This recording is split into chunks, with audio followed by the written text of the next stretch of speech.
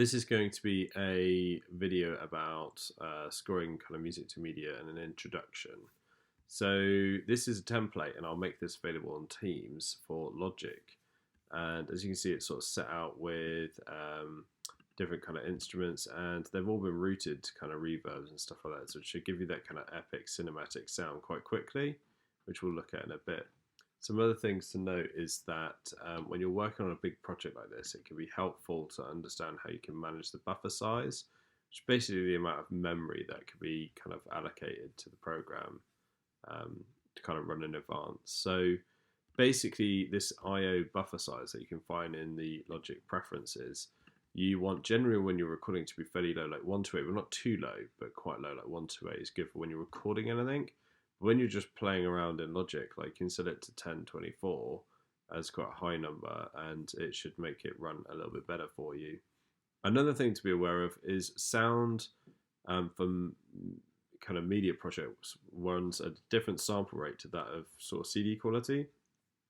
So if we go to File, Project Settings, not Preferences this time, but Project Settings, under File, go to Audio, we can change the sample rate of the project. So 44.1 kilohertz is CD quality sort of audio sample rates, but film runs at 48 and a lot of other things like game and media. So you just need to know that you need to run your program on that, and you need to have this set at 48 really before you start doing any audio recording, audio manipulation. So once you've got those things ready, you are kind of ready to go, but you need a movie file in Logic. So the way to do that is to go File, then Movie, and Open Movie. Now you can just drag it in now, but I like this way because this is how you're going to get it out at the end. It's in this menu system. So I'm going to go Open Movie, and then I've got a little folder of stuff. Let's put Lost in Space. There we go. So it's going to ask me, do I want to open it? Yes, I do. Do I want to extract the audio? Yes. So it's saying I've found some audio on the original movie file. Would you like us to extract that to an audio track? I do. And now it's asking me about this. So I want to keep working at 48. And in terms of the frame rate, I just keep it the same. So use whatever. It's at 25, so I'm going to just use 25. So now we get a nice little movie. We get kind of, there we go. These are just popping in, which is kind of like little thumbnails. And I can play the movie. There we go, with the original music on. And I can expand this out if I want to full screen by right-clicking on it. Right-click again, exit full screen. If I close it, it goes up in the inspector. So it's up there. So that's how to get a movie in, and it's extracted the audio. So it's taken the audio off the movie and stuck in here, and I can mute it off because I don't want to hear that. I'm going to rewrite it. And so we've got our movie in there, which is cool. So to start with, we want to think about writing in a modern, big cinematic style, and most people like to know how to sound a little bit like Hans Zimmer pretty quick. So here's some examples, right? So this is from The Dark Knight, and I'm going to play you a little bit of it in a minute, but basically, if you remember, you've got this kind of high, high, low, low, high, high, low, low sort of thing is what this is showing, and we'll create that in a minute. So yeah, that kind of sound. Yeah, or like this one.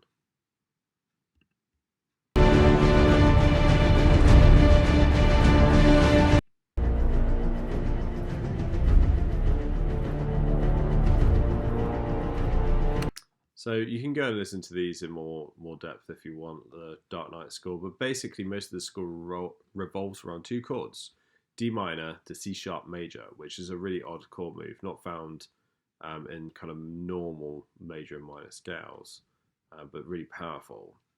And then you come up with these 16-note patterns over the top of them, like this is a good one, high, high, low, low, or groups of four, and you really accent the first one in the group. So let's think about that. Let's do our own version. So if I go to strings long, I want to create the, start here. I want to create the sort of low bass sound. So I'm going to nick the chords for this, but obviously you should come up with your own chords, but let's grab that for a while. Now, one thing to note about velocities when you're working with orchestral libraries is that they often trigger off different samples. So if you listen,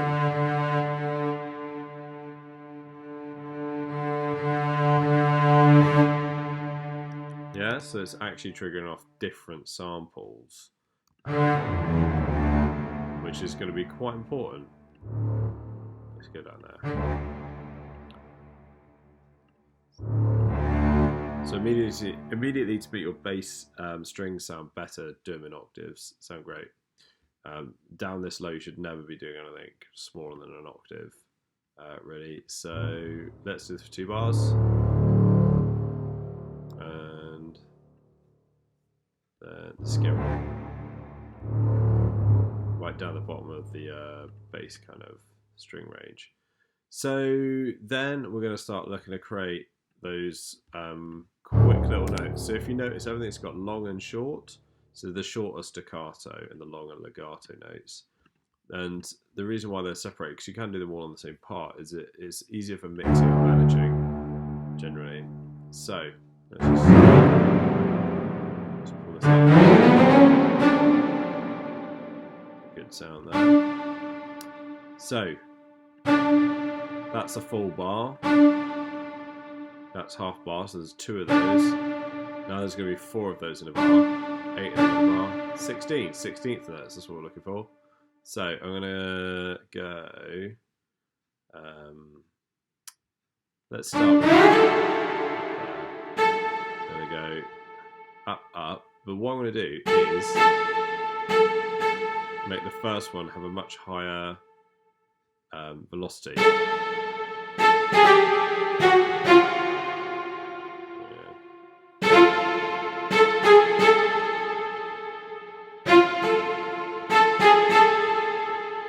There we go. So we've got this so far.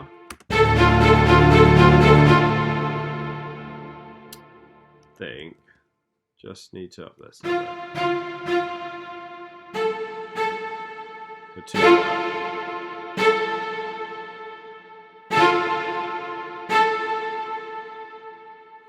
There we go. So, oh, and another thing I forgot to mention earlier is when you're working in a huge project like this, you're very quickly going to be clipping the output. I already am. So to start with, this is to do with gain staging. Go look it up if you want to know more about it. But I'm going to grab everything apart from our outputs, basically drag it all down by like -10.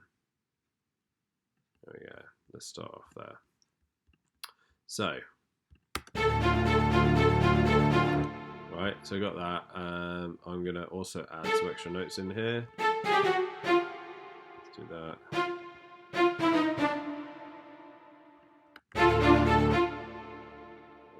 Let's go.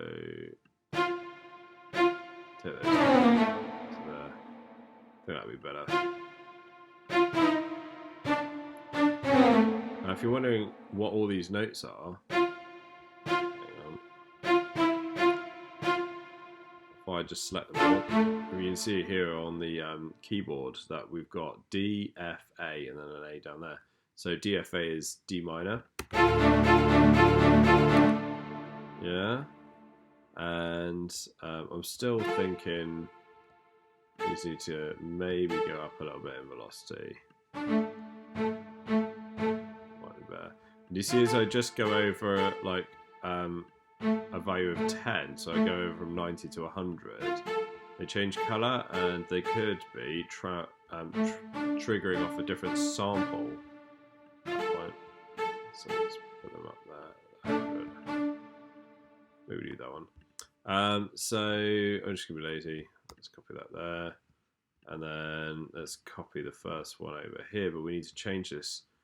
So the C sharp major chord, the F will stay the same, but the other notes will lower by semitones. That comes down, and they come down.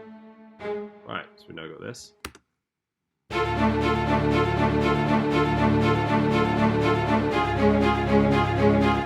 Yeah, so it should be sounding a little bit like it already. And then if you notice what Hans Zimmer does is he tends to build like massive layers of sound. So let's just copy all this. The next time we do it, we're going to expand out the octaves of the sort of long strings. Now, if you were doing this professionally, you would be kind of at the same time like knowing a lot about orchestration for strings and stuff and orchestral sounds. But for now, let's just have a bit of fun. So,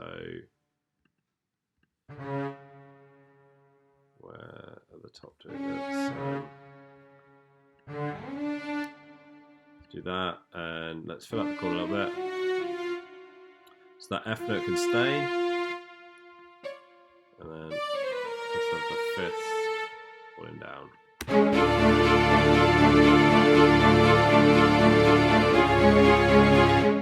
Yeah, so cool.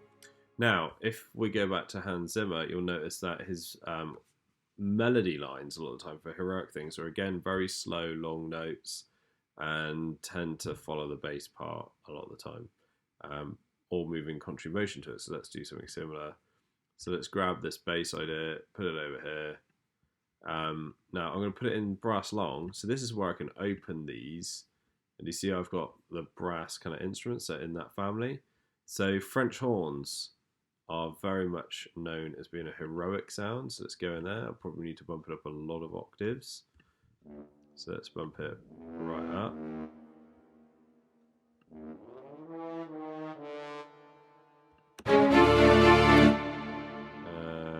Let's go up another one, I think. Now, so the bass part, what the bass part is doing is it's going from D down to C sharp for that C sharp major chord. So I don't want to do that. I'm going to go contrary motion to that. I'm going to go the other way. So contrary motion is where the bass and the bass and the melody move in opposite directions. The bass is falling from D down to C sharp. So the melody is going to go from D up to F. So it's going to move up. So let's move it down an octave actually to there. And something that's really, really effective. So close this up, and then you can still see it there in the brass long thing, is to use automation to create swells over these sort of things. So I'm going to put a dot there, a dot just after it at the main point. Ooh, let's bring that back down to about -10 maybe. And the same thing with the strings long. So let's put some dots everywhere like that. And I'm just going to, over like 2 chords, create a swell. Not so much with the strings, not so much.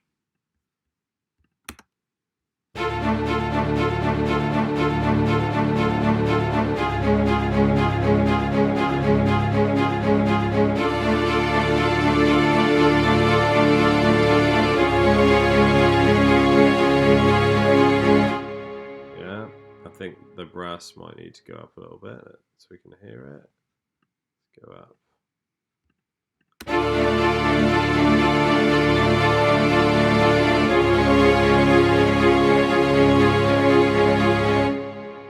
Pull these strings down so we can hear it a bit more.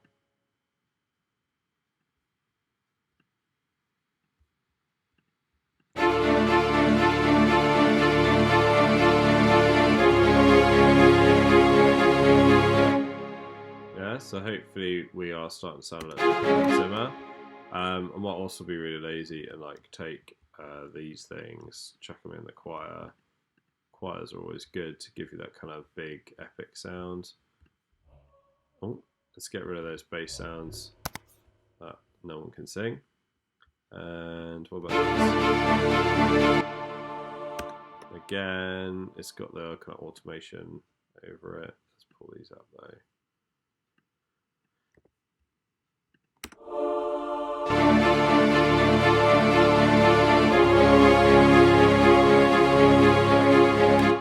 So we should be sounding a lot more like Zimmer. So that's the general approach really. To sound like Zimmer is make sure you've got these kind of 16th note patterns, up, up, down, down, or more riffy kind of ones, and start to like pull things out. So the reason why I started here is so I can move this here. So it could actually, and again, like I might go in and I spend a lot more time getting each section's like transition really nicely so you don't notice the transitions. But for now, we haven't got time for that, so let's just Yeah, so gradually build the velocity with these maybe.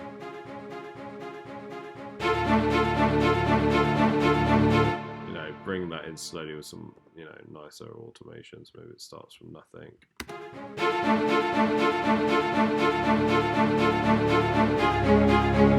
Again, they'll get the velocity to change slowly with automation on those, potentially. So we kind of got the bare bones of the thing together, which sounds good. So the next thing is I've also provided you with a folder.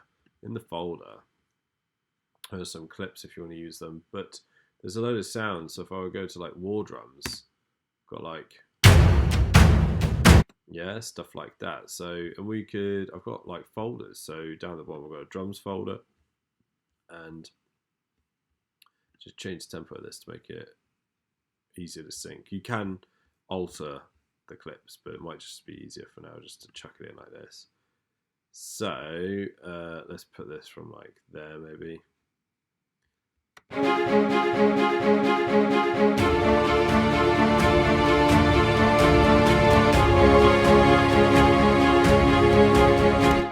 yeah, look at that. How good is that? Yeah, let's pick another one. That's 128. Oh, let's start with that. Let's start with that. So we put this. I'll just chuck it here for now. Let's trim it back to. You see, it's kind of got some overlapping bits to it. So for now, I'm just going to create a new audio track there and stick it like that, and we'll see what it sounds like.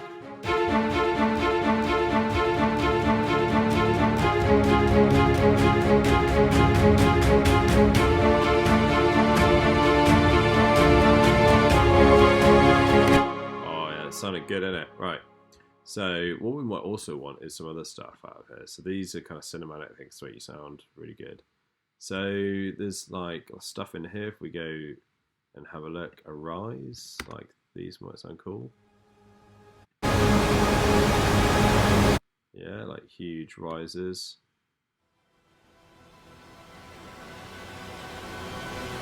Yeah, you got all that sort of stuff. Brams, could we get a Bram in here somewhere? You know, that sort of thing. So there's loads and loads of stuff in here that you might want to use. There's some hits. Yeah. So that's Mammoth. And these are all kind of royalty-free samples, so you can use them and not worry too much. So there's all sorts of different things in here. Impacts. There's Foley hits. These are good. Because the thing is, when you use hits, you don't want them all to be the same. So in this one, which you'll need to unpack from the zip, there's Genodie, which is from a really well-known sort of hack that's used a lot in real projects. So I'm going to put an atmosphere in the background. So if I go to textures, I like to organize it like this. So I'm going to grab texture. Let's try and find a nice one. That's horrible. Let's use that. Stick it in, right. And then I'm just going to maybe like overlap it or something. I'll tidy this up later.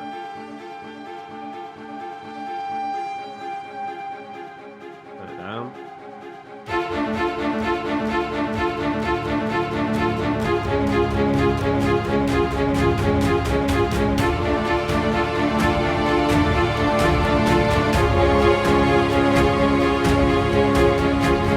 Yeah, sounding good, sounding good.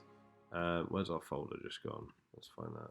So, the other thing you got in here are like booms and stuff. So there's loads of stuff to experiment with. So I'm going to close up textures and open up sound effects. This is the thing. Most modern scores now aren't just music. They're like the whole package. Sound. I'm not talking about Foley, just sound. Like, you know, there we go. Epic. Maybe a ping. Is it's in space? We've got a ping. It's usually a ping in here. Pings. Or that's nice because it's less pitch based. So like we can put that there. Maybe that there. I mean, this is the kitchen sink here, but you know.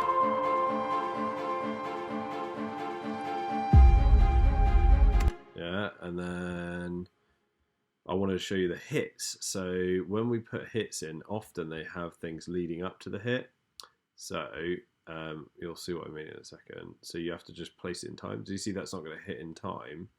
I need to zoom in on it and figure out when I think it's actually going to hit, like there, and then play it. So it probably could do it. Some of them need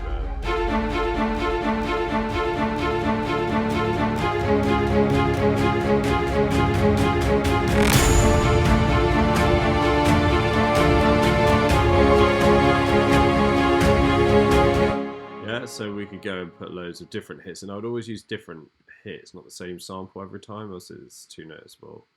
And there's loads of other kind of sounds and stuff in here you can experiment with and see what you like. So yeah, that's kind of like an introduction to getting film in. So remember, to get it in, you go File, Movie, Open Movie.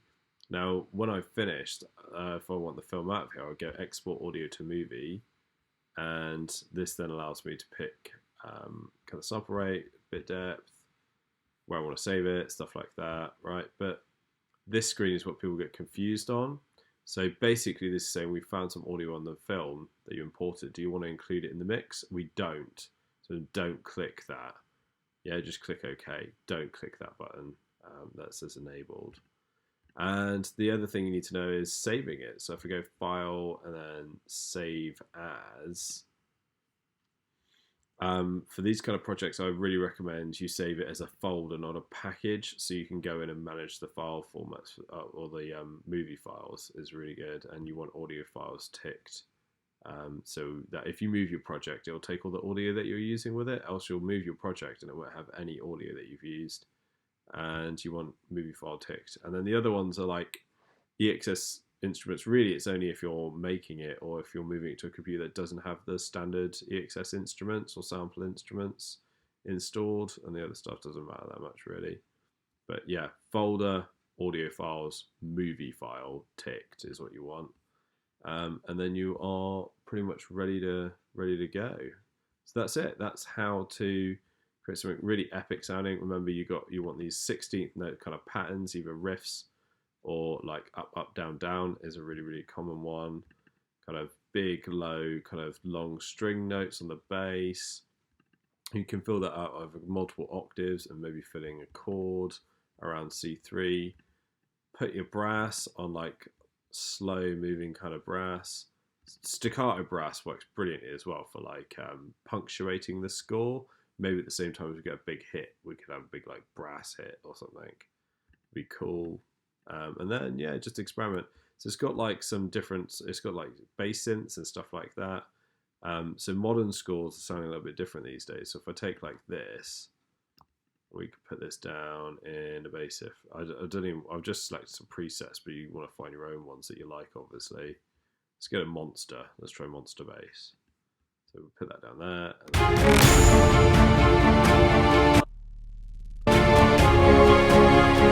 Yeah, I probably want to take off the automation actually on there. There we go, right. So it's way, way, way too low, John. And I don't want octaves. Yeah. I could really fatten up the sound to make it more.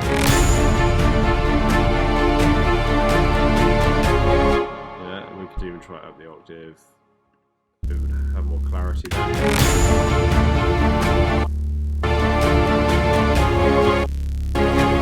Suddenly we're making our score sound more modern. Let's just try on some of the other bass settings. Don't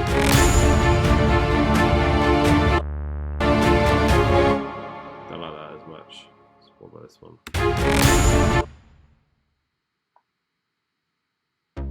That's just plucky, could work well with that one actually at the same time. And I've got like pads here as well, so you might want to experiment with like that. And also arpeggiators. So very quickly, let's just go to like, I don't know, what's this one?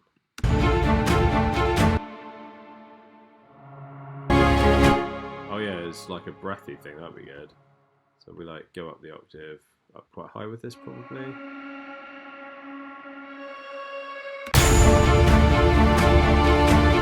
Yeah, and then let's just try an arpeggiator as well while we're at it. Hang on a minute. So if we open up arpeggiators, we're now starting to meld the orchestra with like drums and synths. You know, it's all starting to get much more interesting. Yeah, even that kind of thing.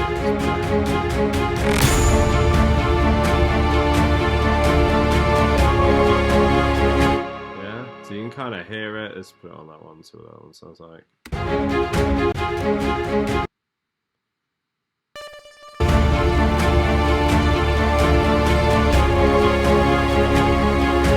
Yeah, I mean, like these are literally just Logic presets, so you know, come up with your own stuff, but gives you an idea about what you can create very, very quickly.